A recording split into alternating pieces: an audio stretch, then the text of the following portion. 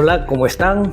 Soy Ricardo Velázquez Ramírez y hoy vamos a iniciar nuestro programa número 12 del podcast Derecho y Política. Y vamos a conversar de un tema realmente importante que ha sido incorporado en el constitucionalismo de nuestros tiempos bajo la figura del régimen constitucional económico. Y esto obviamente por una imperante necesidad de establecer un clima de estabilidad económica, respetando determinados principios y reglas de la economía. Y sobre todo, esta incorporación al constitucionalismo contemporáneo se ha dado fundamentalmente en los estados democráticos. Vale hacer una referencia global, ya que en el programa pasado hemos hablado del régimen político, o también llamado sistema político o forma política. Y decíamos de la influencia que tiene en otros ámbitos de la vida social. La sociedad es un cuerpo ciertamente orgánico, constituido por un conjunto de sistemas, dentro de los cuales está pues el sistema político, el sistema jurídico, el sistema pedagógico, el sistema económico, por mencionar algunos. Hay quienes consideran que todo este conjunto de sistemas o subsistemas viene a ser lo que se llama la cultura. Pero en rigor, nosotros nos vamos a referir en particular al sistema económico. Y por cierto, hablando de sistemas económicos, no es que existe en el mundo solo un sistema económico. Hay diversos, pero los más conocidos o reconocidos internacional o mundialmente son la economía de libre mercado, o también conocido como economía capitalista, la economía de planificación estatal, o conocido como economía socialista, y también la economía mixta, o conocida como economía social de mercado. Estos son, por así decirlo, los modelos imperantes. No es que sean únicas y exclusivamente estos tres sistemas. Incluso hay quienes consideran la existencia de los sistemas autárquicos de economía cerrada, que hace de que se aíslen del mundo y sobrevivan a través de una economía de autoconsumo o de una economía de sobrevivencia. Pero no es lo que vamos a tratar acá, sino y sobre todo de la economía social de mercado, en virtud de que en la Constitución del Perú, o en las Constituciones del Perú de 1979 y la actual, es decir, la vigente de 1993, reconocemos el régimen económico a la economía social de mercado.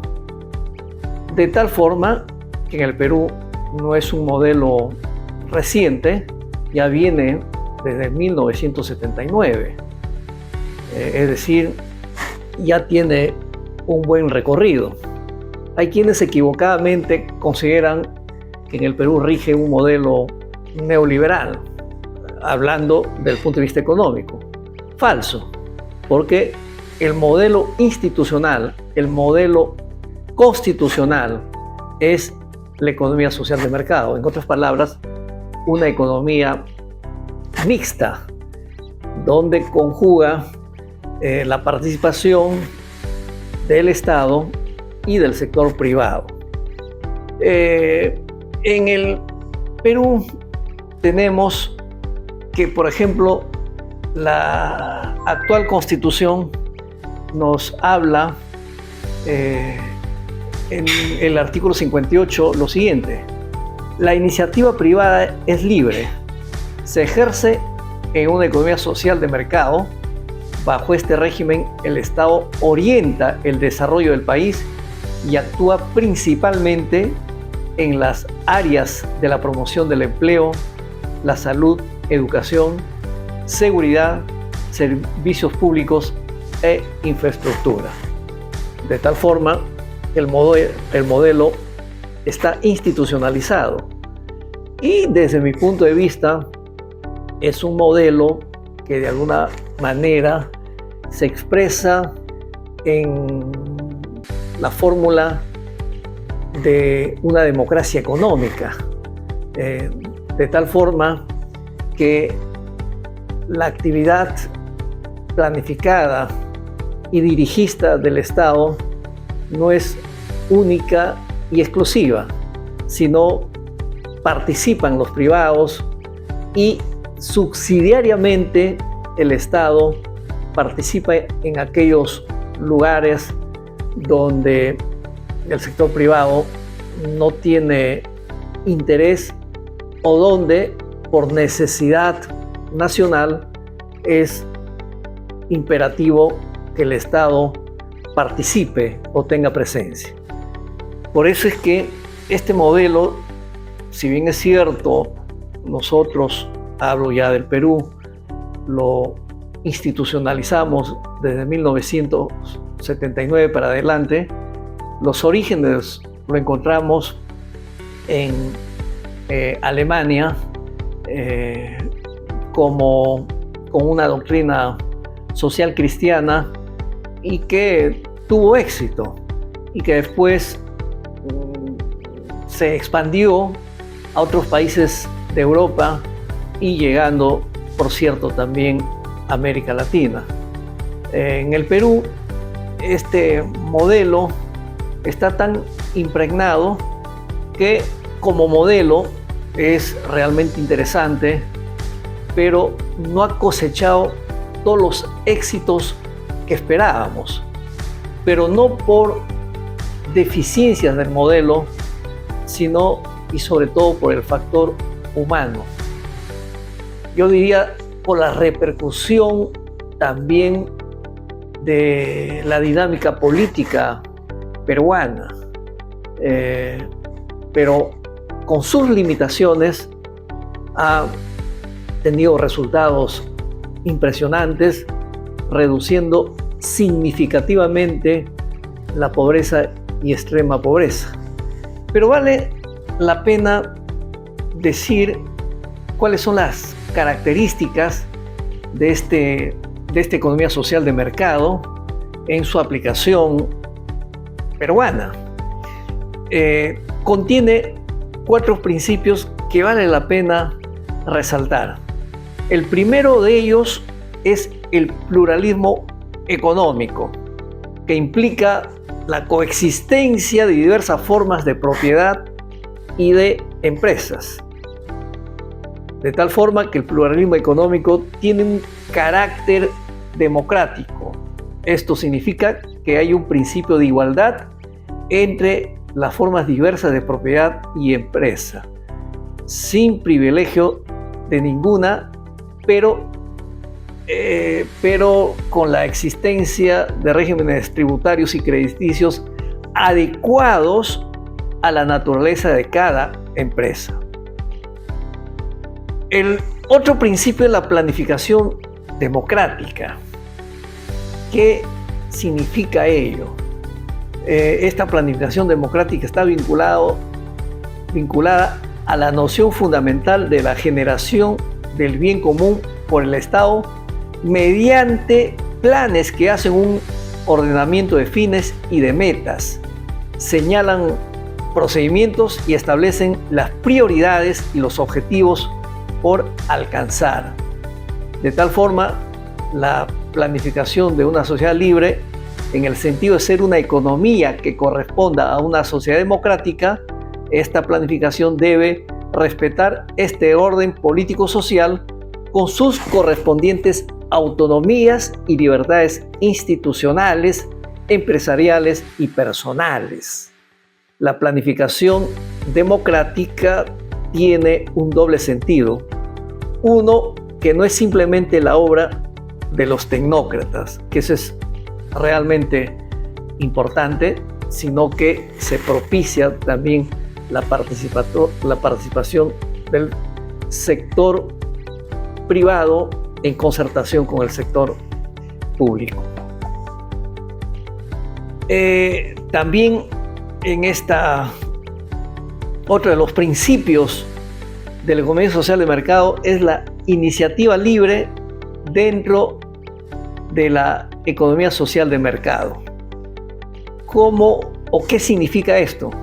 Significa que las diversas empresas e instituciones tienen el derecho de iniciativa económica consiguiente a las libertades personales e institucionales consagradas constitucionalmente. Es pues un principio que se encuentra en todas las economías democráticas del mundo.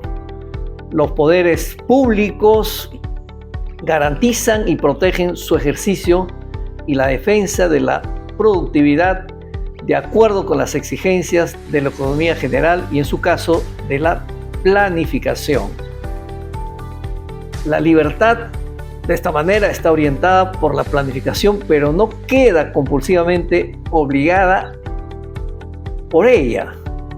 Es decir, la base esencial de una economía social de mercado es que todas y cada una de las personas seamos planificadores de nuestra propia acción y de nuestro propio destino, dentro del marco establecido por el sistema de planificación general y por la conducción democrática, ojo, por la conducción democrática con las libertades políticas y económicas. Y el último principio de este modelo económico es el papel promotor del Estado. Y esto hay que entenderlo bien. ¿Qué significa esto?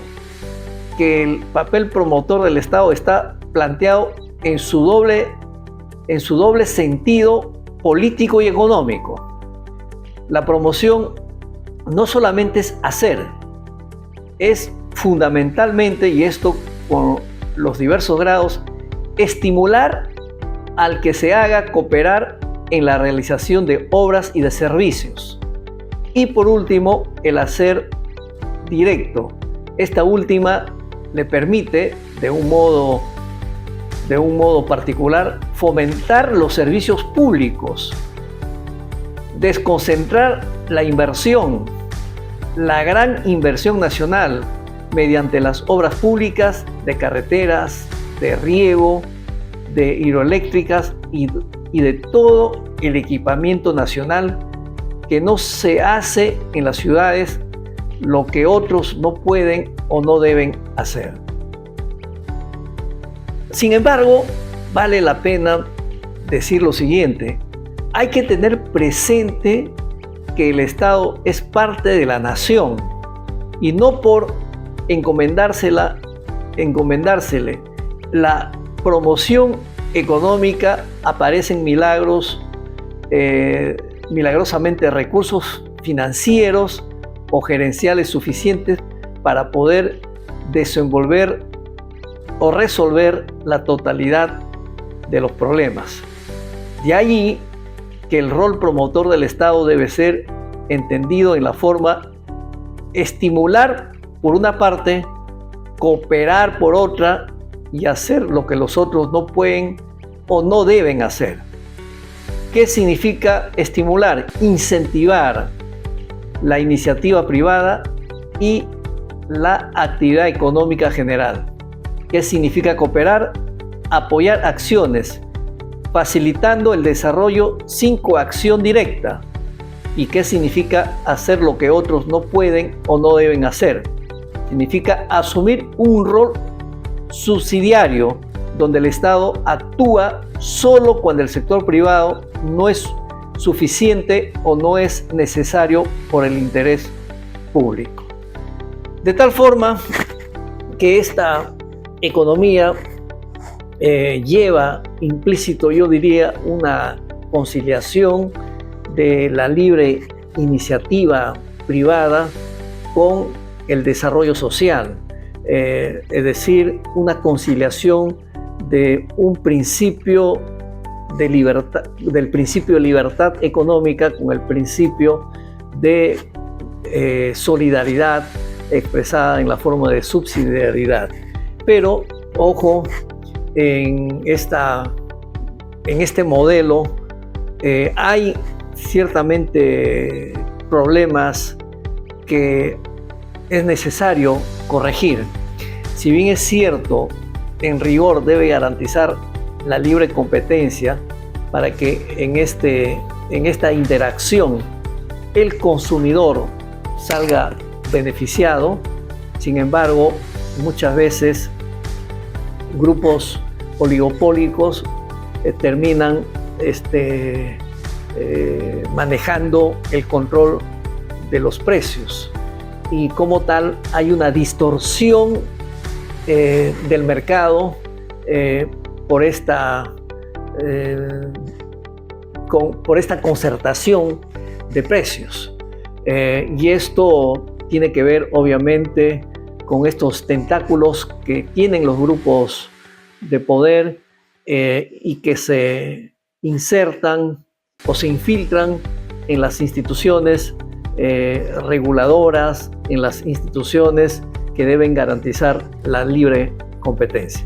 Pero en términos generales, yo diría, el relativo éxito que viene obteniendo el Perú en el sistema económico se debe al modelo de la economía social de mercado y el mismo hecho de haber incorporado sus principios y sus reglas básicas a la Constitución, de tal forma han pasado a ser principios constitucionales, debiendo o trayendo consigo una obediencia no solamente del Estado a estos principios y reglas, sino también de los particulares. Obviamente el Estado juega un rol mucho más activo a fin de garantizar el cumplimiento de estas reglas a través de sus diferentes instancias, no solamente del Poder Ejecutivo, sino del propio Poder Judicial o del sistema de justicia cuando hay controversias, a fin de aplicar de forma correcta estos principios y fundamentalmente estas reglas de la economía social de mercado. Bueno, el tiempo nos ha ganado y solo para recordarles que estamos en todas las plataformas, en YouTube, en Facebook, en X, en Instagram y en TikTok. Les leo sus comentarios y, como siempre, estoy presto y llano a recoger sus sugerencias y sus recomendaciones sobre temas puntuales que nos ayudan obviamente a dilucidar, a discutir con el propósito obviamente de mejorar el derecho y la política en el Perú y en el mundo, desde luego. Nos estamos viendo.